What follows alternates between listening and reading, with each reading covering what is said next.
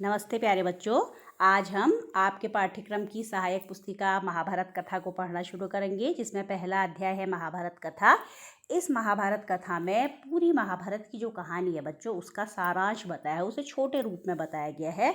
आप सभी जानते हैं बच्चों कि महाभारत कथा वेद व्यास जी द्वारा लिखी गई है और इन्होंने ये कहानी संस्कृत भाषा में लिखी थी। संस्कृत में काव्य के रूप में, कविता के रूप में लिखा गया।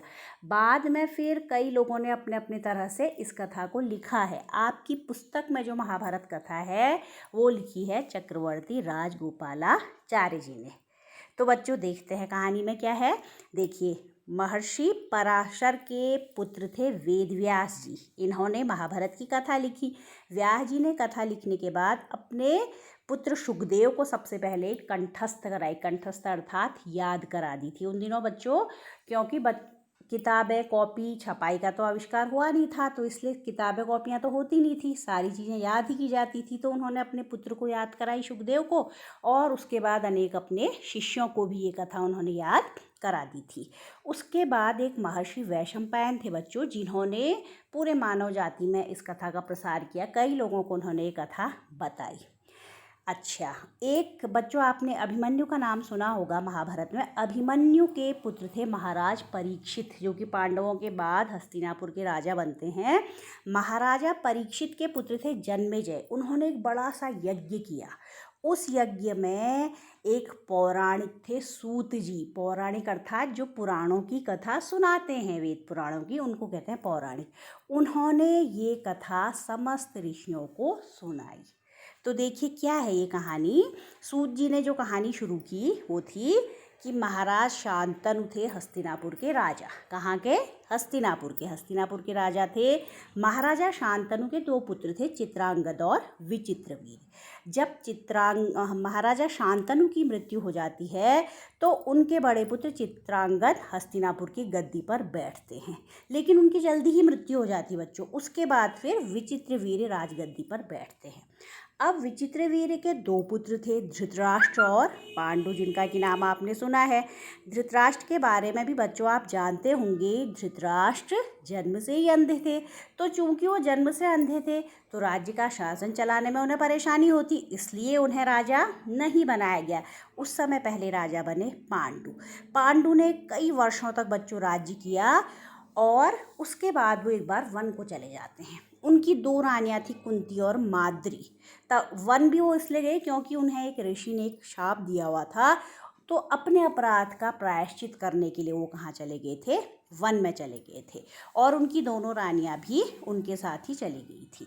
वहाँ पर जो रानी कुंती थी, उनके 3 पुत्र होते हैं, आप नाम जानते हैं आप सभी, युधिष्ठिर, अर्जुन और भीम। और माद्री के पुत्र होते हैं नकुल और सहदेव। कुछ समय के पश्चात पांडु की मृत्यु हो जाती है। पांडु की मृत्यु हो जाती है तो उनकी जो छोटी रानी थी माद्री, उसकी भी मृत्यु हो जाती है।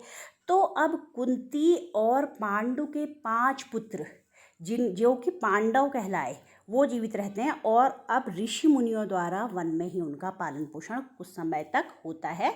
कुंती माता उनके साथ थी। तो इसके बाद वहीं पर शिक्षा दीक्षा प्राप्त उन्होंने की। जब वो 16 वर्ष के हो जाते हैं बच्चों, उन्हें इन 5 को हस्तिनापुर पहुंचा दिया जाता है ऋषि मुनियों द्वारा। पितामह भीष्म के पास से पहुंच जाते हैं। 5 जो ये पांडव थे बच्चों, बहुत बलवान भी थे और बुद्धि भी इनकी तीव्र थी। सभी लोग इन्हें बहुत ज़्यादा पसंद करते थे। उनकी बुद्धि, मधुर व्यवहार भी बहुत अच्छा था। तो अब क्या होता है, यहाँ इस समय कौन थे? धृतराष्ट्र के पुत्र भी थे। धृतराष्ट्र के 100 पुत्र थे, वो कौरव कहलाते थे। इनकी तीव्र बुद्धि देखकर और इनके शारीरिक बल को देखकर कौरव उनसे ईर्ष्या करने लगते हैं और तरह तरह से उन्हें कष्ट पहुंचाना शुरू करते हैं। तो ऐसे ही दिन पर दिन के इन लोगों के बीच लड़ाई होती रहती है। तो जो पितामह भीष्म थे, इनके दादा, वो ये निर्णय लेते हैं कि हस्तिनापुर का राज्य इनमें बांट दिया जाए। तो हस्तिनापुर का अधिकांश राज्य कौरवों को मिल जाता है और एक राज्य मिलता है, एक नई नगरी बसाते हैं, खांडव प्रस्थ जिसे कहते हैं, वो पांडवों को मिलता है। पांडव वहाँ राज्य करना आरंभ करते हैं। साथ ही वो क्या करते हैं, वहाँ पर उस नगरी को बहुत सुंदर बना देते हैं। तो उस नगरी को फिर इंद्रप्रस्थ के नाम से जाना जाता है। तो इस तरह से कौरव और पांडव दोनों अपने अपने राज्यों में सुखपूर्वक रह रहे थे। लेकिन ये शांति बच्चों ज़्यादा समय तक टिक नहीं पाई। अब यद्यपि पांडव अपने राज्य में थे, लेकिन फिर भी कौरवों को उनसे परेशानी थी। कौरवों में सबसे बड़ा था दुर्योधन। दुर्योधन पांडवों में भी सबसे ज़्यादा भीम से ईर्ष्या करता था। वो चाहता था कि जो राज्य इन्हें दिया गया है वो राज्य भी किसी तरह से हड़प लिया जाए। तो वो क्या करता है, अपने मामा शकुनी के साथ मिलकर पांडवों को चौसर या चौपड़ का खेल कहते हैं बच्चों, उन दिनों एक खेल होता था, जुआ ही माना जाता है, ये खेलने की प्रथा थी, बुला लेते हैं, आमंत्रित करते हैं। अब ये प्रथा थी उस समय कि यदि राजा को कोई खेल खेलने के लिए आमंत्रित किया जाए तो वो मना नहीं करता था, क्योंकि इसे दूसरे राजा का अपमान समझा जाता था। तो युधिष्ठिर यद्यपि बहुत ज़्यादा निपुण नहीं थे चौसर का खेल खेलने में, लेकिन फिर भी वो चले जाते हैं। तो पांडवों की तरफ से खेलते हैं युधिष्ठिर और कौरवों की तरफ से खेलते हैं शकुनी। शकुनी खेलने में बहुत कुशल थे और पांडवों को वो हरा देते हैं। पांडव लगभग सब कुछ हार जाते हैं। तो इस हारने के फलस्वरूप उन्हें 12 वर्ष के वनवास और 1 वर्ष के अज्ञातवास में वन जाना पड़ता है। इतना वन उन्हें भोगना पड़ता है क्योंकि वो चौसर का खेल हार चुके थे। 12 वर्ष का वनवास और 1 वर्ष का अज्ञातवास। अज्ञातवास का अर्थ है कि 1 वर्ष का समय वो कहीं वन में छिपकर बिताएंगे। यदि उस समय में वो पकड़े जाते हैं तो फिर से उन्हें 12 वर्ष का वनवास भोगना पड़ेगा। तो इस तरह से पांडव वन जाते हैं और 12 वर्ष का वनवास और 1 वर्ष का अज्ञातवास बिताकर जब वापस लौटते हैं तो उनको उनका राज्य मिलना चाहिए था। लेकिन कौरवों में सबसे बड़ा दुर्योधन जो था, बहुत लालची था, उसने उनका राज्य वापस नहीं किया।